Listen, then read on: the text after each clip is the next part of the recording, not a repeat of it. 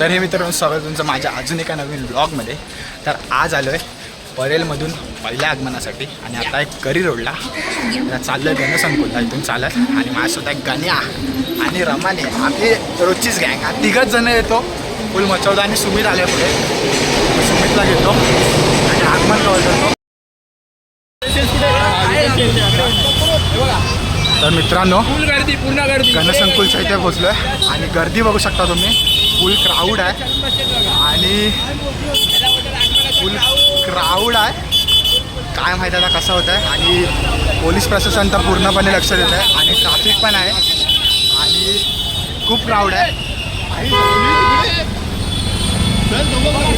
तर आता बघूया कसं आगमन होतं ते. आगमन थोडंसं लेट झालं आहे म्हणून एवढा क्राऊड आला आहे. चला बघूया आता. बघू शकता क्राऊड. मित्रांनो बघू शकता पोलीस तापले बांबू मारतायत पण क्राऊड बघा. क्राऊड काय पाठी होत नाही. क्राऊड काय पाठी होत नाही.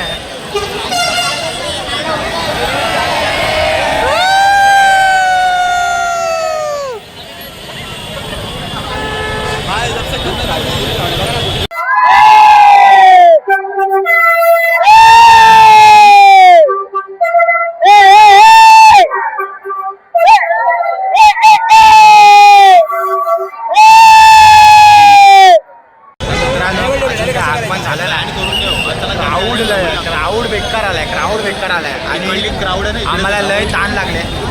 बेकार ताण लागले पण इथून बाहेर पडलं ना आता परत आतमध्ये येऊ शकत नाही. याला सांगितलं पाणी आणायला पण जात नाही बघा. याला बोललो पाणी आण. बोलतो मी मोठा झालो की आतमध्ये जाऊन फ्री मध्ये पाणी आणायची बारी यायची. लाखेगिरी मारतो.